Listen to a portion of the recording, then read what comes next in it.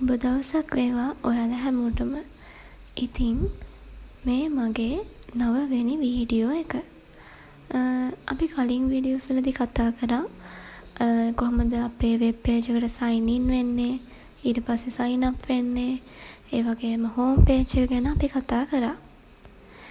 ඊට පස්සේ අපි කලින් වීඩියෝ එකේදී කතා කරා අපේ home page එකේ processing part එක, ඊට පස්සේ latest new products කොහොමද අපි add කරලා තියෙන්නේ කියන එක ගැන.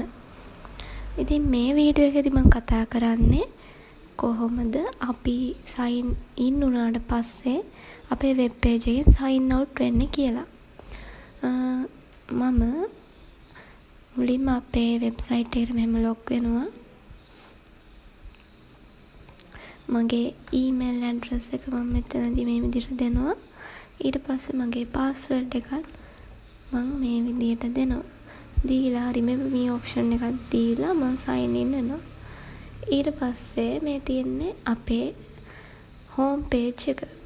මෙතනදී අපිට බලා ගන්න පුළුවන් header එකේ තියෙනවා sign out කියලා red color එකේ. මම මේක click කරාම මෙන්න මේ විදිහට sign out success කියලා message එකක් එනවා. මේක මම okay කරපු ගමන් අපිව sign out වෙලා ආයේ මුලට අපේ sign up page එකට අපිව එනවා. මම මෙතනදී sign in හෝ sign up වෙන්නේ නැතුව මම කෙලින්ම යනවා අපේ home page එකට.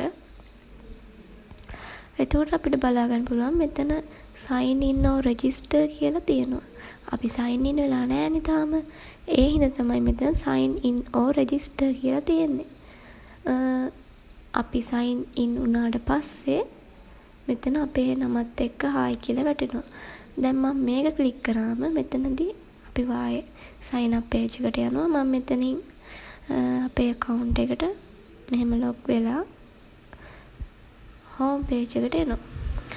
ඉතින් අපි දැන් බලමු අපේ code එක. sign out කියන එක තියෙන අපේ header එකේ හින්දා මම header.php කියන ෆයිල් එකෙන් තමයි ඒක call කරේ. මුලින්ම මම php script එක දාලා ඊට පස්සේ session එකක් start කරනවා. ඊට පස්සේ if එක ඇතුලේ set කියන එක use කරලා $session කියන එක මෙන්න මේ u කියන එක ඒකෙන් තමයි අපි user table එක අල්ලගන්නේ.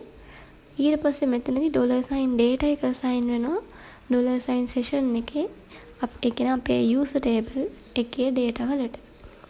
ඊට පස්සේ මෙතනදී මම span එකක් use කරලා තියෙනවා. එතනදී on click අපි click කරාම window.location සමානයි home.php කියන එක මෙන්න මේ විදිහට තියෙනවා.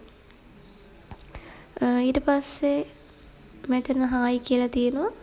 ඊට පස්සේ අපේ first name එක මෙතන අපිට preview වෙනවා. ඒක මම හදාගත්තේ මෙන්න මේ විදිහට php කියන එක දාලා ඊට පස්සේ echo කියන එකෙන් $data කියන එකේ අපේ user table එකේ තියෙන first name එක එහෙමත් නැත්නම් f name කියලා අපි හදලා තියෙන එකේ data එක අල්ලගෙන ඒක උතන preview කරන එක තමයි. ඊට පස්සේ ආයෙත් මෙතන span එකක් තියෙනවා.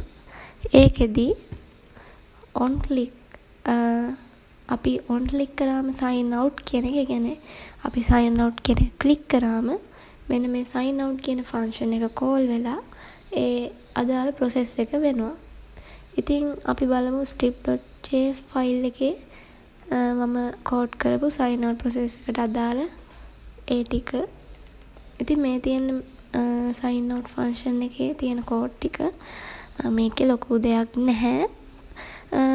මේ තියෙන ajax part එක මෙතනදී මම request එකක් හදාගෙන තියෙනවා. ඊට පස්සේ xml http request කියන එක new xml http කියන එක මෙන්න මේ විදිහට හදාගෙන ඊට පස්සේ request.onReadyStateChange කියන එක equal කරනවා function කියන එකට.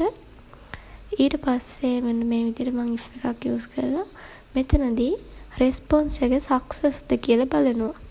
response එක success නම් alert එකක් එනවා අපිට sign out success කියලා. අපිට කලින් අපි sign out click කරාම අපිට එහෙම message එකක් ආවනේ. ඒ කියන්නේ හරියට මේ process එක වෙනවා නම් අපිට එහෙම message එකක් එන්න ඕනේ sign out success කියලා. ඊට පස්සේ ඒක click කරාම අපි වායේ sign up page එකට ගියා. ඒක තමයි මෙතන තියෙන්නේ window.location සමානයි ඊට පස්සේ index.php file එකට. ඊට පස්සේ response එක success උනේ නැත්තම් alert එක response වෙනවා.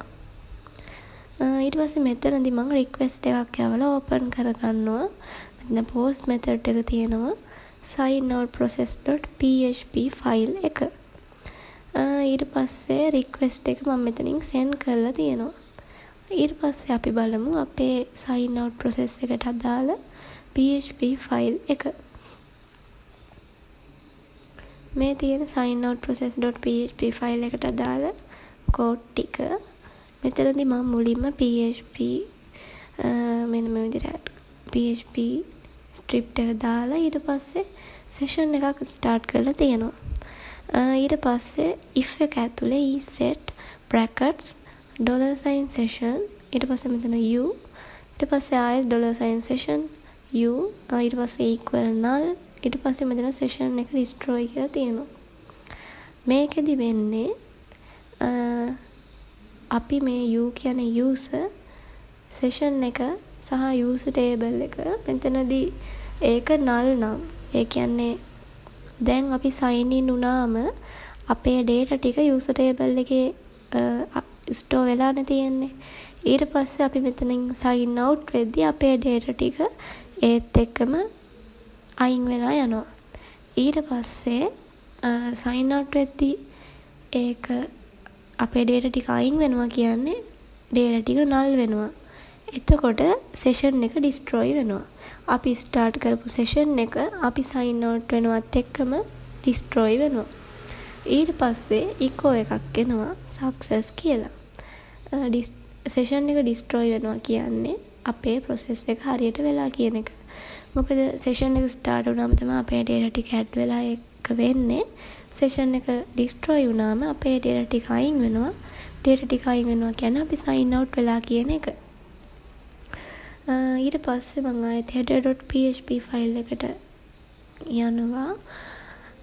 මේකෙදි මම දැන් මෙයා sign out මෙතන මම if එක use කරලා තමයි මෙතන එයා sign out එක click කරා නම් ඒ වැඩේ වෙනවා.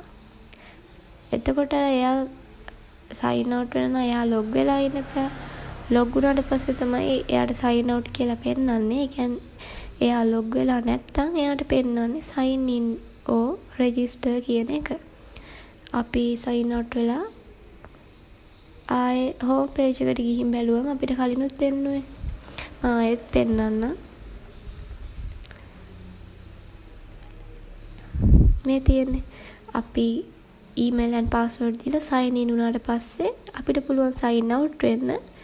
අපි කෙලින්ම home page එකට ආවොත් අපිට පුළුවන් ඉස්සෙල්ලා sign in or register වෙලා ඊට පස්සේ register වුණාට පස්සේ sign out වෙන්න. ඉතින් මම ඒ හින්දා මේක else එකෙන් දාලාගෙන තියෙන්නේ. ඊට පස්සේ href එකක් use කරලා index.php කියන එක මෙතන link කරන් තියෙනවා. මොකද අපි මේක click කරාම අපි හොයන්න ඕනේ sign up page එකට. sign up page එක කියන්නේ අපේ index.php file එක. ඊට පස්සේ මම මෙතන class එකක් use කරලා තියෙනවා text decoration none ඊට පස්සේ fw bold. ඊට පස්සේ මෙතන sign in or register කියලා මම මේ විදිහට දීලා තියෙනවා. ඊට පස්සේ තියෙන අපේ help and contact එක. ඉතින් අපේ sign out part එක ගැන කතා කරද්දී අපිට කතා කරන්න තියෙන ওই ටික තමයි. ඉතුරු parts ටික ගැන අපි ඉස්සරහ වීඩියෝ වලදී කතා කරනවා. එතකොට දැන් අපි මේ වෙනකන් කතා කරා කොහොමද web page එකේ sign in and sign up part එක design කරන්න කියලා. ඊට පස්සේ අපි කතා කරා sign in සහ sign up part එකේ processing part එක. ඊට පස්සේ home page එක remember me option එක forget password option එක. ඊට පස්සේ home page එකට මේ වගේ related items add කරපු එක. ඒ වගේම මේ වීඩියෝ එකෙන් අපි කතා කරා අපි සයින් ඉන් වුණාට පස්සේ එහෙම නැත්නම් රෙජිස්ටර් වුණාට පස්සේ අපි කොහොමද ආයේ සයින් අවුට් වෙන්නේ කියලා. කොහොමද අපි සයින් අවුට් වෙන විදියට ප්‍රෝග්‍රෑම් එක කරන්නේ කියලා. ඉතින් මේ කෝඩ්ස් ටිකෙන් තමයි මම අපේ සයින් අවුට් ප්‍රොසෙස් එක කෝඩ් කරේ. ඉතින් අදට මගේ මේ වීඩියෝ එක ඉවරයි. අපි ආයෙත් අලුත් වීඩියෝ එකකින් හම්බෙමු. මාත් එක්ක එකතු වෙලා හිටිය ඔයාලා හැමෝටම ගොඩක් thank you.